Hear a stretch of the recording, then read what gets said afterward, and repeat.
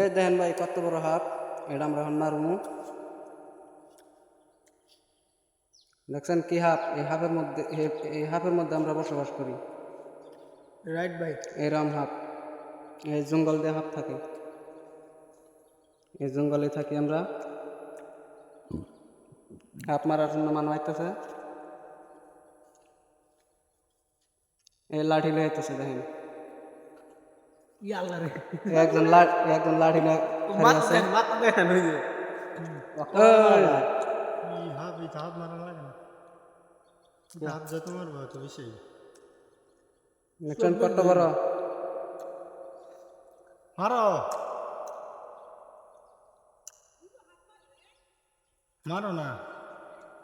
আরে সেটা 40 দিন জি মনে ফেটান দেওয়া যেত না তো মারবো।